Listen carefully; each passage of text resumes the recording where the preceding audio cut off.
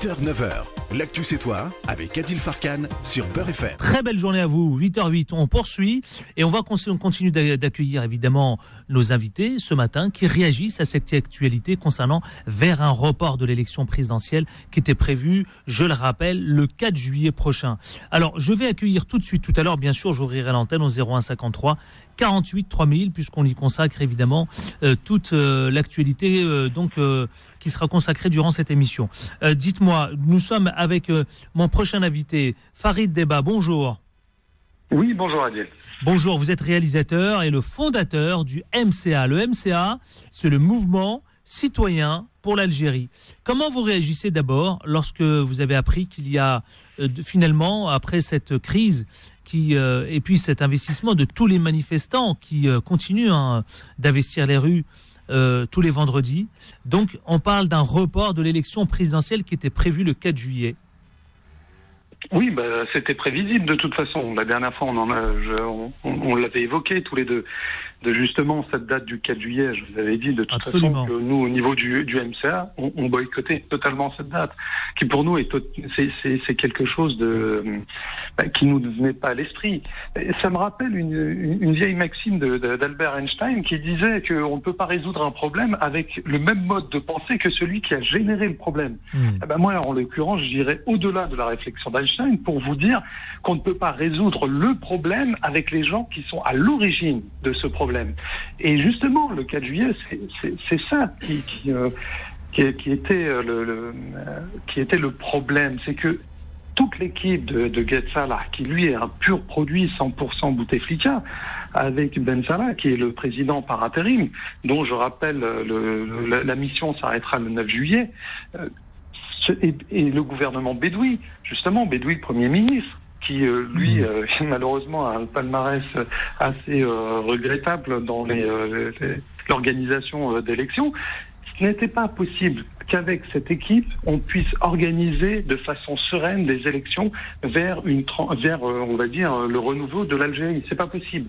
Alors, sauf qu'en même temps, notre correspondant Khaled Draheni vient de nous confirmer qu'il n'y aura pas de nouveau président, visiblement.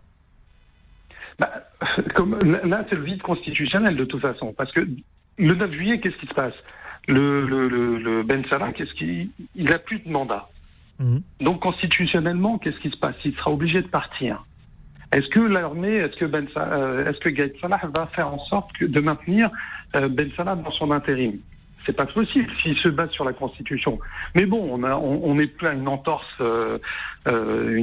supplémentaire en termes de la Constitution. Il faut savoir que cette Constitution, depuis 96, ils l'ont prise, ils l'ont transformée, ils l'ont manipulée, ils l'ont changée au gré de leur bonne volonté. Donc, à la rigueur, ils pourraient continuer la prochaine feuille de route que va proposer Gaïd Salah, s'il en a une, toutefois, ça, je suis un petit peu dubitatif à ce sens-là.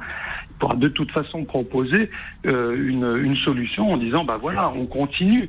Ça va me rappeler exactement ce que proposait Bouteflika il y a quelques mois, en disant, écoutez, moi je suis là juste pour un an, et puis on va voir après un an qu'est-ce qui va se passer. Ça veut dire que Farid Deba, vous nous laissez entendre que de toute façon, il va falloir faire des choix politiques, puisque la Constitution n'offre plus aucune option, c'est ça ? Absolument, la Constitution va s'arrêter à partir du 4 juillet. Au-delà de ça, le 9 juillet, Ben Salah perd toutes ses prérogatives. Donc, qu'est-ce qui va se passer ? Ça va être le vide constitutionnel. Mais bon, ça n'empêchera pas l'Algérie de fonctionner. Faut pas croire que la Constitution, c'est quelque chose qui, de facto, fait en sorte qu'un pays fonctionne ou ne fonctionne pas. C'est pas vrai. Il y a des pays qui ne sont dotés d'aucune Constitution et qui fonctionnent totalement. Donc, de toute façon, il faudra que Gaïd Salah se mette dans la tête qu'il pourra faire avancer et changer complètement la donne de la situation qui est bloquée qu'en partant, tout simplement. C'est le maître mot depuis toujours, ça. C'est-à-dire qu'ils dégagent tous. Ok, bon. On l'a dit, ça devient un slogan. Voilà, c'est un gimmick de toutes ces manifestations, mais c'est pas pour rien que c'est devenu un gimmick, c'est que les manifestations ont véritablement marre de ce système. Et là, le problème qui se passe et qui a l'air de poindre son nez, c'est qu'on va retomber dans les mêmes travers du système qui va encore perdurer. Et c'est ça que le peuple ne veut pas, c'est que le système perdure, et puis là, ils s'accrochent. Alors, ils font toutes les pirouettes possibles et inimaginables. Farid Deba, dans votre communiqué de presse, justement, vous faites référence à la liberté de presse, vous en parlez clairement, vous mettez les pieds dans le plat, et vous parlez aussi de certaines revendications. Vous dites, on a toute une série de revendications, la révision des lois qui régissent le journalisme, vous parlez de suppression de l'autorité de régulation de l'audiovisuel, vous parlez d'une création d'organisations qui veillent à la protection des journalistes, vous parlez aussi vous dites d'en finir avec la bureaucratie, le clientélisme. Vous avez toute une série comme ça, et vous avez aussi des signataires qui vous suivent. Alors, on peut en parler justement. Pour quelles raisons vous avez décidé de vous attaquer évidemment sur ce sujet précisément?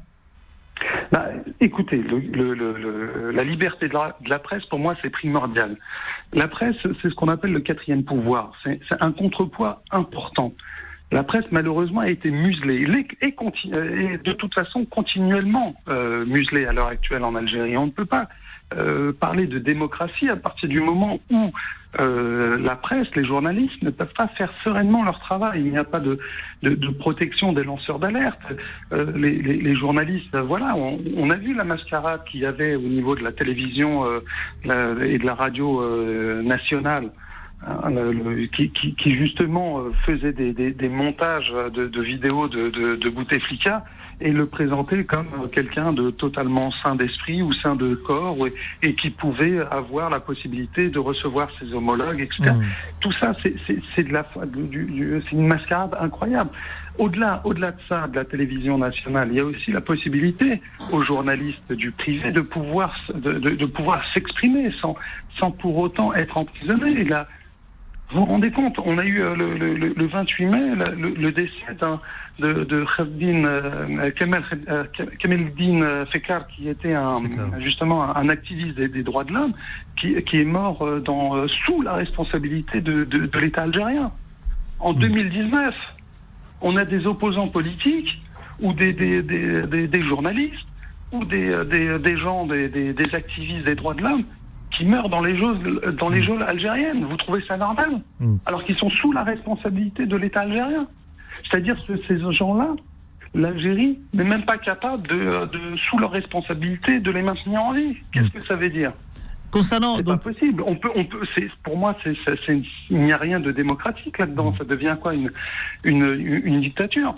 Donc vous en faites une bataille. C'est pas l'Algérie qu'on veut. Vous en faites une bataille personnelle concernant donc la liberté de la presse, parce que quand on voit les signataires, vous avez des personnalités connues d'ailleurs qui vous accompagnent dans cette tribune. Oui, j'ai la chance au niveau du MCA d'avoir des membres du mouvement qui sont justement de grands journalistes, et nous continuons parce que les signataires se greffent jour après jour à ce communiqué sur la liberté de la presse.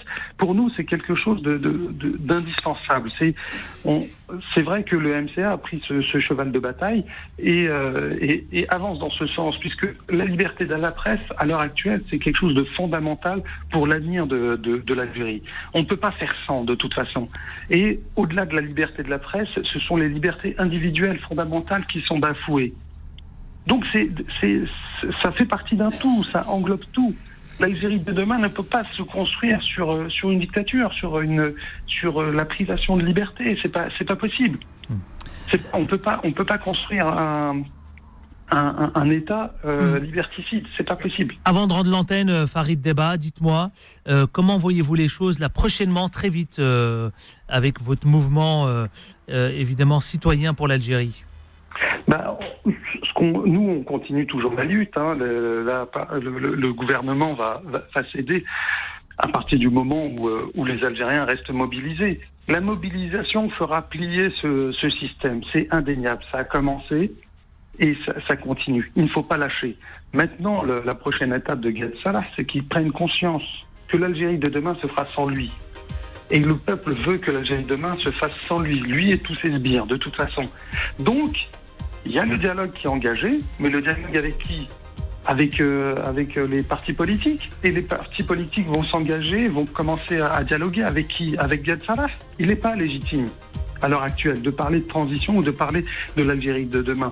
Donc ça veut dire qu'à l'heure actuelle, on tend la main, mais c'est un système qui est de toute façon pas légitime, avec lequel on nous demande de négocier. Ça n'a pas de sens.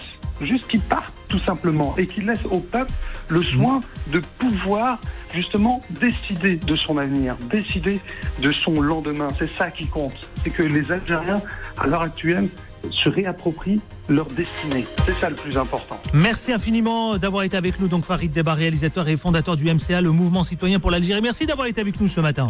Merci Adil, à bientôt.